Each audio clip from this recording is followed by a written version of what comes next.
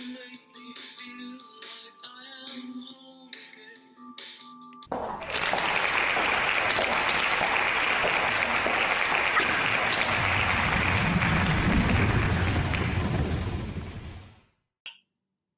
Everybody, I'm Felisa, and today's vlog entry is about soulmates. Now, before I get into that, my disclaimer today is that I am a woman who is a romanticist at heart. Like, I love all things love. I love, animals in love, people in love. I love romantic movies. I love rom-coms. I don't necessarily like romance novels, though, because it's just unrealistic, child. But I love love, and I love couples, and I love to see longevity and all that kind of stuff. And I haven't had a whole heck of a lot of relationships by design. I'm definitely a long-term person, so I don't have a whole lot of, I've been in and out of love over the course of my life. So my experience is a tad bit limited, but I do have my viewpoint, and I'm getting ready to share that with y'all right now. So I hear the term soulmate thrown around a lot. You gotta wait for your soulmate, and you gotta make sure that he's your soulmate and she's your soulmate, and this is my soulmate, and this just wait for your.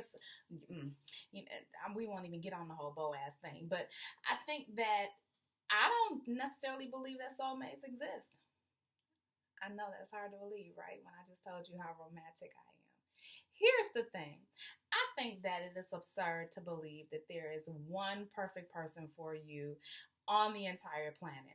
What if you in China and he's in Nova Scotia?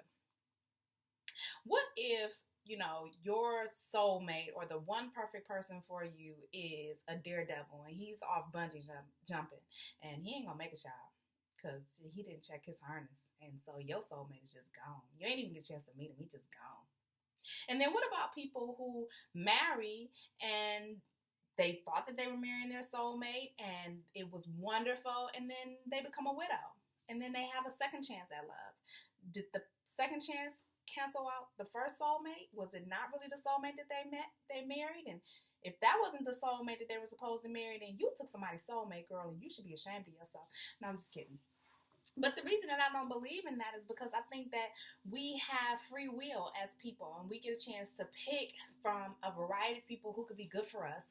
We have, a selection, just like when you go to a salad bar. You decide whether or not you want croutons, child. You ain't got to take just whatever salad they give to you. You can select that, and you can have that the way that you want it.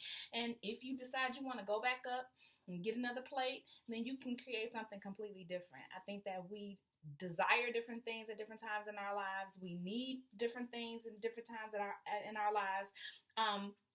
Even though my ex-husband and I didn't work out, I loved him very much when we got married, but the me that married him back in my early 20s is not the me today, and I don't think that we would even talk. If we tried to date right now, we probably would have nothing in common. And that's the nature of the beast. So every, part of your life has an evolutionary part to it. And, that's why you can have relationships where you've been together all this time, but you have found that you have completely separate interests. You've grown apart. What used to bind you guys together now drives you crazy, and you no longer have that in common, and you just really find yourself living with a virtual stranger. That's not to say that person can't be compatible for you. It just means you have to work at it a little bit harder.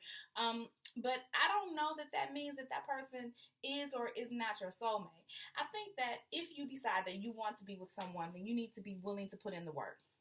You need to make sure before you decide that you're going to join yourself in holy matrimony or holy relationship only with this person, and you're in it for the long haul, you need to make sure that at least on most levels, you guys are compatible. Ask tough questions, though. If you haven't had any children, or if you have children from a previous relationship, you need to start asking about discipline. How do you view, your disciplinary practices? What do you think is going to happen when, this second and the third come up? You need to have those tough questions, because you may find that you are not on the same page at all, and you're taking certain things for granted. And by the time those situations arise in your relationship, it can really expose some things that could be detrimental and will kill you, because you've never had the conversations. And I know it's difficult to have conversations about things that aren't occurring. Like, why are we going to talk about that? Because if it does occur, you don't want it it to be where you're just now deciding you want to talk about it, and you're looking at that person like, I didn't know you thought like that. When did you start thinking like that? That's not, no, I can't do that. And it becomes a big whole thing. Case in point, I went through baby fever, believe it or not, child. Went through baby fever probably, I want to say about 5 or 6 years ago. So I must have been about 41, 42, something like that. Anyway, so I go through baby fever. I'm really wanting to have this other kid. I don't know where this came from, because trust me, y'all, when I say I was done, I had 4, 2 boys, 2 girls. I'm good. God don't make nothing else but what I have. So I have 2 of each. So that means that I got a backup for the one, in case something go left. So I decided that I want to have more children. So I'm talking to my significant other at the time, and he was on board, surprisingly, because we both are in our 40s. And I'm thinking, oh God, this is just going to be wonderful. Didn't have any concrete plans, but I was warming to the idea. I know, crazy, right? Anyway, so I'm warming to the idea. I don't know what we were talking about. We were talking about this hypothetical kid, and I said something about how soon, I could go back to work and put the little fella in daycare. Well, I was politely informed that his child was not going to daycare. Well, we're going to keep it. So he said, you need to, get your business going so that you can be at home. Be at home doing what? I am not stay-at-home material. God bless my shams out there who are able to stay at home 24 hours a day with these little people. I'm not wired that way. I'm just not. And I know my strengths. That's not one of them. So, I'm looking at the phone because I think I'm being pranked. I just really, I could not believe that he was serious. Like, I kept waiting for the joke. Well, lo and behold, this was something that we had never discussed because, when we met, my children were older, his child was older.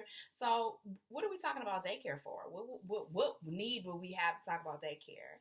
I'm so glad that came up. Of course, now I'm long past the season of insanity and deciding that I need to have another, small person running around the house. But that could have been really serious and really, really detrimental, because I would have had that child. I would have had every expectation to return to work in a few months because I enjoy working. I enjoy having an outside outlet, and I would have been scouting daycare, and he would have been adamant that he would not have wanted his child in daycare. And out of deference to how he felt as the father, I would have remained at home, but I would have been miserable. I would have had to figure out something to do, but I would have been like kicking myself that I didn't ask these kind of questions ahead of time. So I said all that to say that, the soulmate part is not the focus. The focus is, can you live with this person? Can you really, abide by whatever whims and, ideas and idiosyncratic things that they might have going on? Can they live with yours?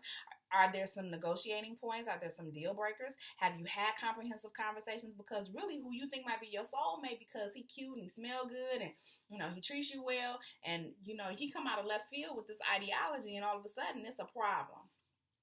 Ask those kind of questions. We have to get out of that the focus of being so romanticized and so, kind of having this feel good kind of love, and understand that love really requires a whole lot of hard work, a whole lot of dedication, a whole lot of sacrifice, and a whole lot of stick-to-itiveness. And if you don't have those ingredients, no matter how perfect he or she is, no matter how wonderful he or she is, no matter how good for you he or she might be, you're really going to jack up that relationship because you're just not ready.